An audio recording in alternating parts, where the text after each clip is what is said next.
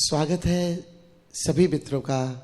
आज के इस एपिसोड में हम चर्चा कर रहे हैं ओशो के 8वें आदेश तैरो मत बहो पर, और मैं स्वागत करता हूं स्वामी शैलेंद्र सरस्वती जी का। नमस्कार मस्तो बाबा, सभी मित्रों को नमस्कार।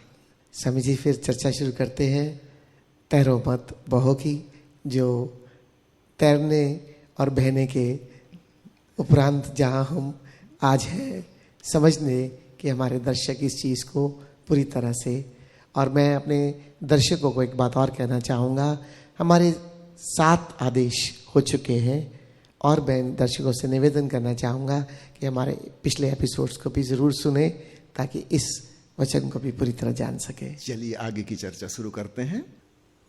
ऋषियों ने परमात्मा को माँ कह के पुकारा, पिता कह के पुकारा। इसका भाव यह है कि वो हमको संभाले हुए है। छोटा बच्चा माँ के गर्भ में था, उसको क्या करना पड़ रहा था? कुछ भी नहीं। उसको तो यह भी नहीं पता था कि मैं हूं, लेकिन माँ के माध्यम से अस्तित्व ने ही उसको सपोर्ट किया था, और जन्म के बाद भी सब प्रकार से सपोर्ट कर रहा है। सब तरफ से सपोर्ट अवेलेबल है। हम समस्त में समाये हुए हैं, समस्त हम में समाया हुआ है। हम अलग थलग कोई खंड और टुकड़े नहीं हैं। हम पानी की बूंद हैं उस नदी में। नदी ही हमें ले जा रही है। हम व्यर्थ ही चिंता कर रहे थे, परेशान हो रहे थे। तो जब हम फ्लो करना सीख जाएंगे तब भी जीवन में सब घटनाएं घटती रहेंगी, दुकान भी चलती रहेगी, खेती किसानी भी होती रहेगी, बच्चों की जिम्मेवारी भी निभाते रहेंगे, सब कुछ होता रहेगा। लेकिन वो कर्ता भाव नहीं रह जाएगा कि मैं कर रहा हूं। मैं हट जाएगा, बाकी सब चीजें और भी सुंदर तरीके से होंगी। जब तक वो मैं मौजूद था, ईगो, वहां हर चीज में कॉन्फ्लिक्ट हो रहा था। हम कह जरूर रहे थे कि हम इन लोगों को प्रेम करते हैं, इनकी खातिर हम सब कर रहे हैं, लेकिन वो मैं की वजह से हमेशा टक्कर हो रही थी। जो आदमी परमात्मा से लड़ रहा है, वो क्या पत्नी से नहीं लड़ेगा, कि माता पिता से नहीं लड़ेगा, कि बच्चों से नहीं लड़ेगा, कि भाई बहनों से नहीं लड़ेगा। उसकी तो लड़ने की आदत है, वो लड़ रहा है। हजरत मूसा के बारे में उल्लेख आता है कि जब वो सिनाई के पर्वत पे पहुंचे, जहां परमात्मा से साक्षात्कार हुआ पहली बार। ये यहूदियों का ढंग थोड़ा क्रूड है, काव्यात्मक नहीं है भारत के ऋषियों जैसा, लेकिन उनकी बात में बड़ा दम है। तो हजरत मूसा की खूब लड़ाई हुई परमात्मा से, खूब मारा पीटी, घूंसाबाजी हुई, जूडो कराटे लंबे देर तक चला। कई बार परमात्मा ने मूसा को पटका, कई बार मूसा ने परमात्मा को चारे खाने चित्त कर दिया, उसकी छाती पर चढ़ गए। पूरी रात लड़ाई चलती रही। अंत में मूसा हारे, परमात्मा जीता। सुबह सुबह होने वाली थी तब। अभी कहानी को अगर प्रतीकात्मक ढंग से समझो तो हम सबकी यही कहानी है। हम परमात्मा से ही लड़ रहे हैं अपने अहंकार द्वारा। मैं कह रहा हूं मैं कुछ अलग थलग हूं इस विराट अस्तित्व से, और मैं कुछ करके दिखाऊंगा, देखना, और मैं इससे जीत जाऊंगा, इसके विपरीत जाऊंगा। मूसा की कहानी हम सबके जीवन में घट रही है। और कहानी कहती है कि जब परमात्मा जीत गया, जब सूर्योदय हो रहा था। मैं इसको उल्टा कहना चाहूंगा, जिस क्षण मैं हार जाएगा, ब्रह्म जीत जाएगा, अहम हार जाएगा, उस क्षण सूर्योदय हो जाएगा। जब तक लड़ाई चल रही है अंधकार ही रहेगा, हम अज्ञान में हैं। ये ऐसे ही हमारा शरीर है, और एक मेरी अंगुली सोचने लगे कि मैं पूरे शरीर से अलग हूं, और इसमें अहंकार आ जाए, वो सोचे कि मेरे अंदर जो खून आया है मैं दूसरे हाथ में नहीं जाने दूंगी, और ये दूसरे का खून मेरे उंगली में कैसे आ गया, मैं अलग थलग हूं। और जो सांस से हवा मेरे पास आई है वो मेरी हवा है, खबरदार किसी और ने उपयोग किया, ये फेफड़े पे मेरा कब्जा है। और बड़े संघर्ष में पड़ जाए, पूरे शरीर से वो लड़ने लगे उंगली। क्या उंगली जीतेगी? वो अलग है ही नहीं, हारने जीतने का सवाल कहां है। वो तो समग्र का एक अंग है, एक अंश है। ठीक ऐसे ही हम इस विराट के हिस्से हैं। लगता अलग है कि मैं एक व्यक्ति हूं, अलग थलग, आप अलग हैं। ठीक है, ऊपर ऊपर से अलग अलग हैं।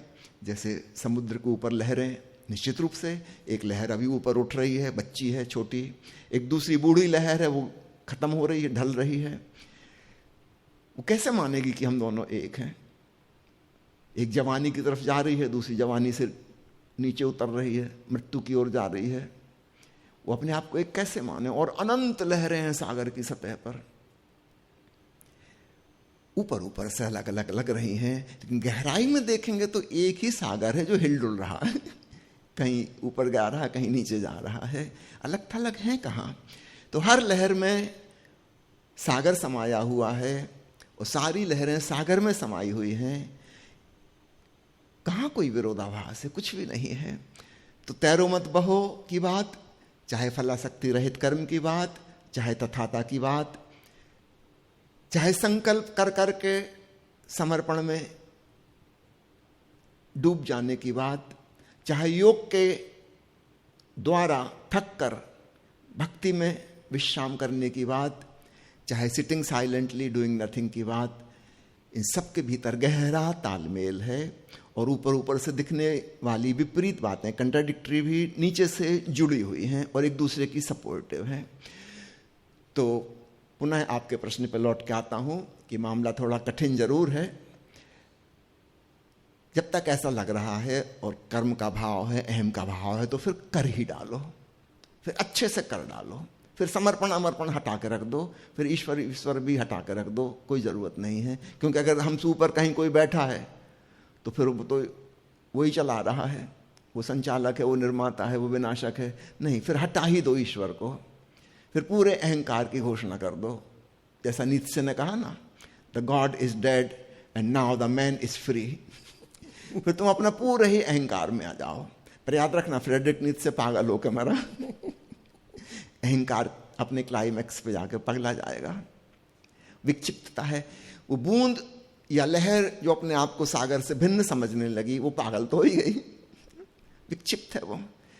काश वो रिलैक्स हो जाए और feeling of oneness, feeling of unity घटित हो जाएगी। योग घटित हो जाएगा भक्ति के द्वारा।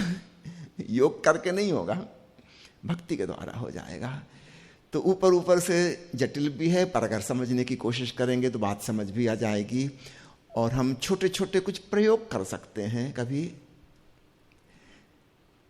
समझो, मैं नहीं कह रहा कि आप दुकान पर प्रयोग करो, कि कारखाने में प्रयोग करो, कि परिवार में प्रयोग करो। कभी फुर्सत में बैठिए बगीचे में, वृक्ष के नीचे, 5 मिनट को अकर्ता भाव में डूब जाओ।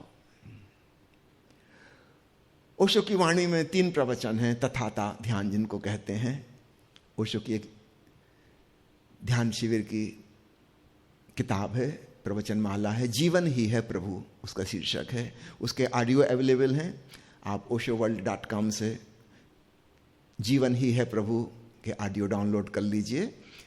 उसमें प्रत्येक रात को ओशो ने तथाता ध्यान करवाया है। तो ओशो की आवाज में ही इंस्ट्रक्शन है। उसका पहला सूत्र है बहना। ओशो कह रहे तुम कल्पना करो, एक नदी बह रही है 2 पर्वतों के बीच में से, उनकी चोटियां सूरज की रोशनी में चमक रही हैं, किनारे बड़े बड़े हरे वृक्ष हैं, पंछियों की आवाज आ रही है और पानी की कलकल ध्वनि, और आप बह रहे हैं।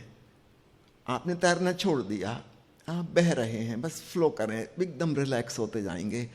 5 मिनट इसके सुझाव देते हैं ओशो, कहते हैं अब आप पूरी तरह रिलैक्स हो गए। फिर उसके बाद नेक्स्ट स्टेप बताते हैं, बहने से भी ज्यादा और गहरी बात, मरना। तुम मान लो मिट ही गए, मर ही गए, अब प्राण ही नहीं है। बहने में भी कम से कम प्राण तो थे। मैं जीवित था और बह रहा था, मैं जानबूझ के नदी को सपोर्ट कर रहा था, अब मुर्दा ही हो गए। हम शवासन का खूब उपयोग करते हैं ना समाधि में। शवासन का मतलब है कि मुर्दे के समान पड़ गए, अब कुछ भी नहीं कर रहे, एकदम निश्चल। भगवान कृष्ण ने गीता में इसको कहा है निश्चल ध्यान योग। ये उनका अपना शब्द है, निश्चल ध्यान योग। ओशो 1970 के पहले जो प्रवचन देते उसमें अक्सर उन्होंने कहा है अक्रिया ध्यान या निष्क्रिय ध्यान। अक्रिय ध्यान पे बहुत जोर दिया ओशो ने, कहा कि ध्यान कोई क्रिया नहीं है बल्कि अक्रिया है। जैसे कोई सूखा पत्ता पेड़ से टूट गया और हवाएं जहां जा रही हैं वो वहां जा रहा है। हवाओं ने ऊपर उठा लिया तो ऊपर चला गया। नीचे गिरा दिया तो नीचे गिर गया। हवाएं बाएं तरफ चली गई, बाएं तरफ चला गया। उसका अपना कोई अलग से कोई विल, अपना कोई संकल्प, अपना कोई डेस्टिनेशन नहीं है। जहां हवाएं ले जाएं और कहीं ना ले जाएं तो कहीं नहीं जाना है, उसका भी कोई ख्याल नहीं कि कहीं जाना है। तो सूखे पत्ता की तरह हो जाएं, दूसरे ढंग से हम ये कह सकते हैं बहुत सरल भाषा में, सूखे पत्ते की तरह।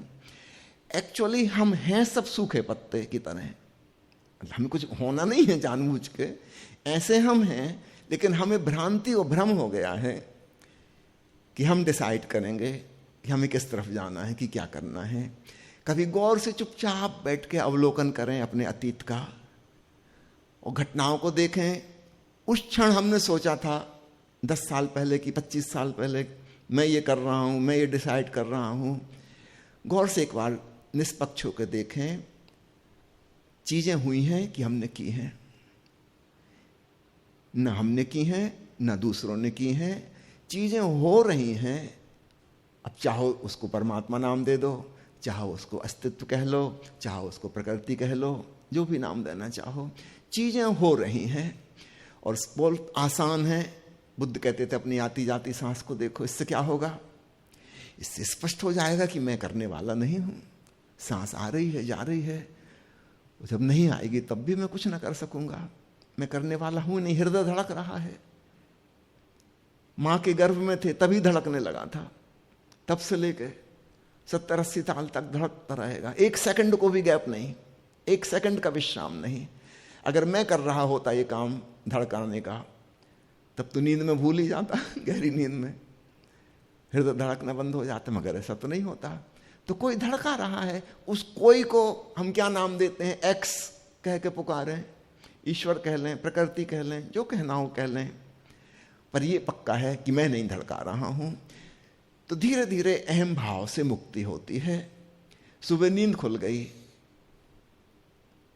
क्या हमने जानबूझ के खोली? हम तो बेहोश पड़े थे, हम कहां से खोलते? खुल गई, ऐसा कहना चाहिए।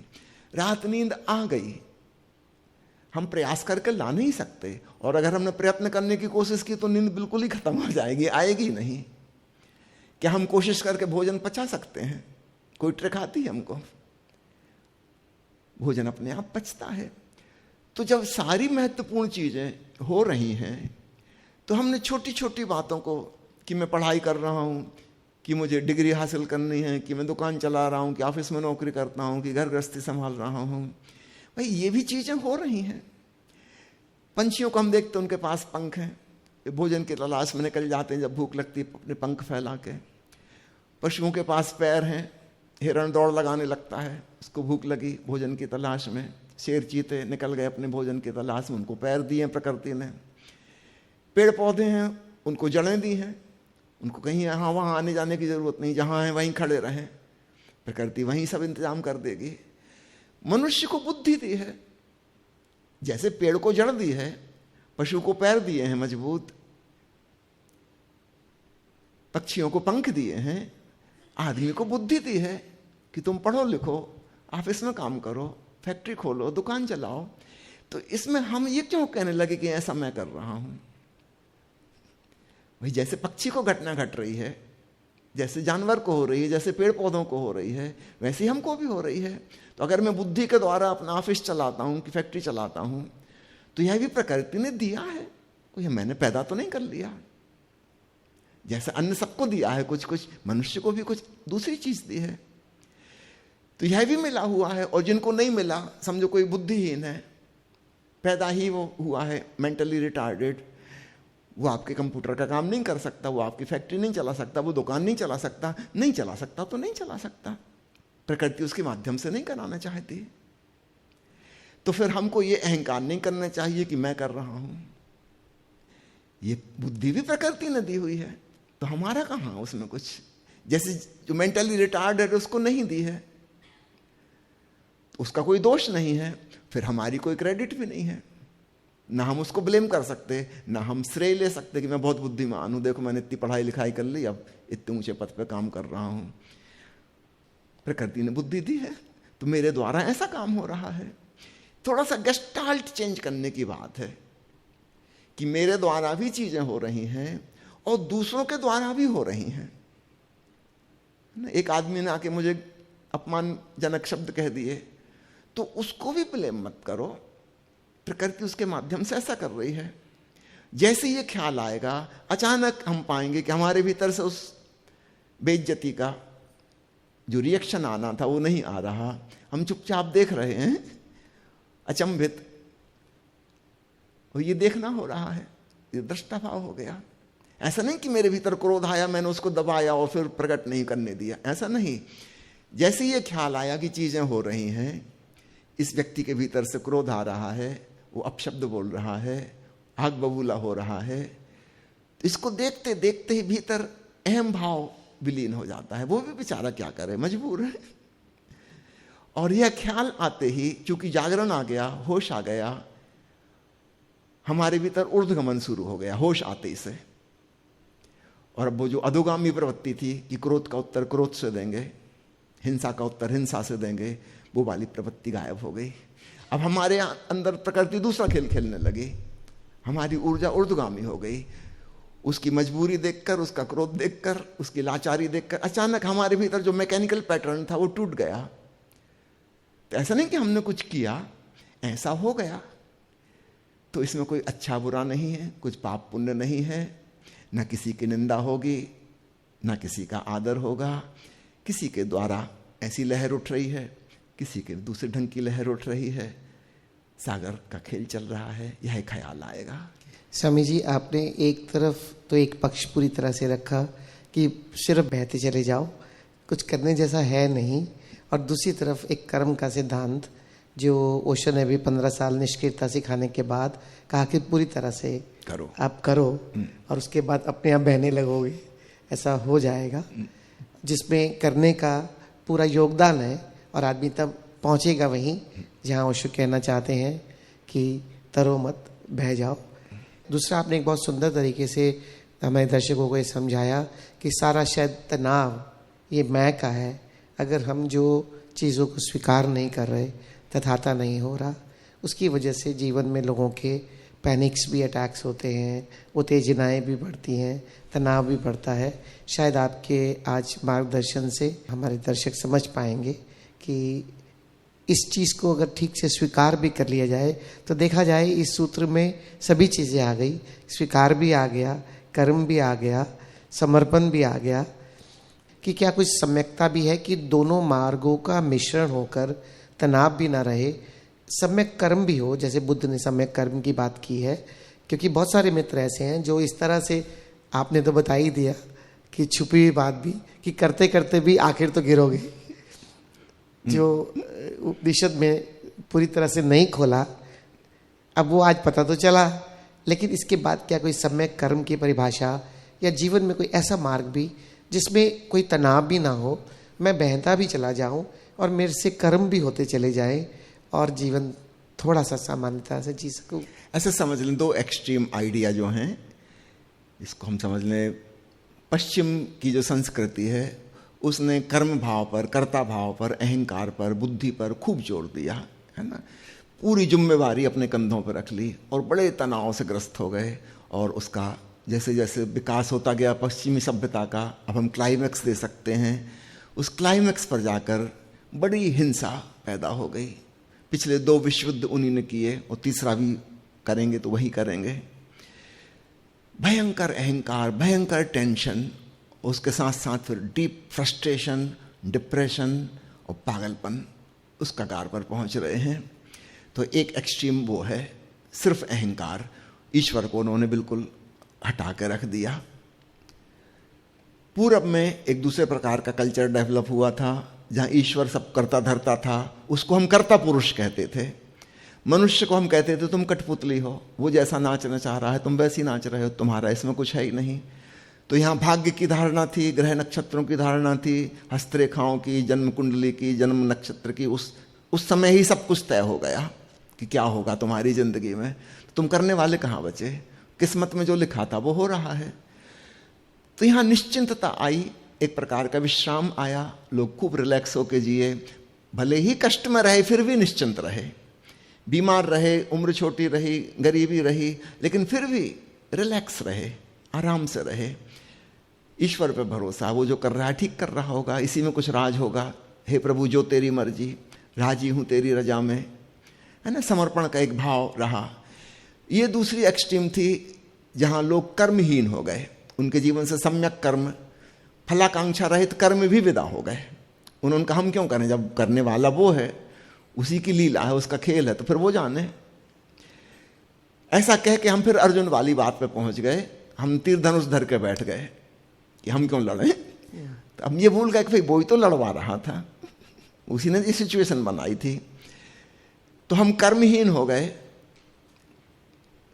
निश्चित रूप से एक रिलैक्सेशन रहा, शांति रही, उतना तनाव नहीं रहा, लेकिन पश्चिम दूसरी अति पर जाके गहरे कर्ता भाव के तनाव से भरा। ये दो एक्सट्रीम हैं। आप पूछ रहे हैं मध्य मार्ग, इनका गोल्डन मीन क्या हो सकता है? वह गोल्डन मीन यही होगा, फलासक्ति रहित कर्म। कर्म जो आ रहे हैं अंतः प्रेरणा से, स्वधर्म से, वो हो रहे हैं, तुम इस भाव से उनको देखो। तो अपने अलग से फलासक्ति रखने की कोई जरूरत नहीं है। चीजें हो ही रही, अपने आप हो रही हैं। जो फल आएगा सो आएगा। तो फल के प्रति हमारा आग्रह नहीं रह जाएगा कि ऐसा आए कि वैसा आए। हम कर्म करने का पूरा मजा लेंगे। एक बात और याद दिला दूं, ये 8वां सूत्र है, इसके पहले 7 सूत्र हो चुके हैं। उस सीक्वेंस में चलेंगे तब हम 8वें पर आके इस बात को गहराई से पकड़ पाएंगे, क्योंकि इसके पहले सारी बातें हो चुकी हैं। स्वधर्म से जीना है, विवेक से जीना है, वर्तमान के क्षण में जीना है, जीवन ही है प्रभु, प्रेम ही प्रार्थना है। बहुत विस्तार से सब चीजें हो चुकी हैं। किसी की आज्ञा ना मानो जब तक कि वह तुम्हारी स्वयं की आज्ञा ना हो, वहां पर कर्म की प्रेरणा है ना। अब बाद में आ रहे हैं इस बात पर, ये 8वां सूत्र है। धीरे धीरे हम और क्लाइमैक्स की तरफ बढ़ रहे हैं। तैरो मत बहो, तो मध्य मार्ग है फलासक्ति रहित कर्म, अर्थात बुद्ध दोनों बातें कह रहे हैं, सम्यक कर्म की भी कह रहे हैं और तथाता भाव की भी कह रहे हैं।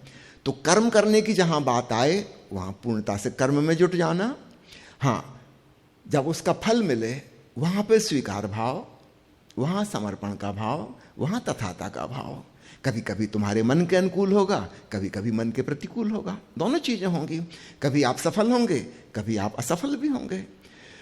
तो ना सफलता में पागलपन चढ़ जाए अहंकार का कि मैं सफल हो गया, और ना असफलता में डिप्रेशन और आत्महत्या के विचार आने लगे कि मैं तो टूट गया, मर गया, किसी काम का नहीं, विषादग्रस्त हो गया। दोनों चीजें नहीं होंगी। सफलता का पागलपन भी पागलपन है, और असफलता का विषाद भी एक प्रकार का पागलपन है। आपने एक बीमारी का नाम सुना होगा, मैनिक डिप्रेसिव साइकोसिस, बाइपोलर डिसऑर्डर, जिसमें आदमी कभी कभी बहुत पॉजिटिव एक्साइटमेंट में रहता है। वो भी पागलपन की हालत है। बहुत ज़्यादा खुश, बहुत ज़्यादा आशा, उमंग, उत्साह में, बड़ी एनर्जेटिक, ओवर एक्टिव, और फिर कुछ महीनों के बाद वो डिप्रेशन फेज में चला जाता है। अब उसको भूख प्यास भी नहीं लगती, खाना भी नहीं खाना, किसी से मिलना भी नहीं है, बंद कमरे में चुपचाप रहना है, किसी से बात नहीं करना है। फिर 6 महीने बाद ओवर एक्टिव हो जाएगा। ये दोनों ही पागलपन है, इसको समझ लो, तब हम दोनों के पार चले जाते हैं। तो पूरब में एक प्रकार का आलस्य घेर लिया,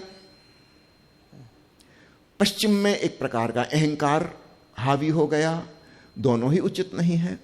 तो मध्य मार्ग होगा पूरब और पश्चिम का मिलन, ओशो जिसको कहते हैं झोरवादी बुद्धा। कृष्ण के शब्दों में बिल्कुल आसान है, फलासक्ति रहित कर्म, अर्थात सम्यक कर्म भी, जहां कर्म की बात है अपना कर्म करना। हाँ, फल की जिद मत करना कि ऐसा ही हो, नहीं तो फिर हम उसमें सुखी और दुखी होंगे। हम समता भाव में, शांति भाव में नहीं रह पाएंगे। और भगवान कृष्ण हमेशा समता भाव की बात करते हैं। वे कहते हैं समत्व योग सबसे उच्च योग है। समत्व योग, समता बनी रहे, जब सफल हो तब भी, जब असफल हो तब भी, हमारे भीतर की शांति उद्वेलित ना हो, हम उत्तेजना में ना आए। तो यह समता की बात आ जाएगी तैरो मत बहो में। और एक और छोटा सी बात कह के अपनी बात खत्म करता हूं।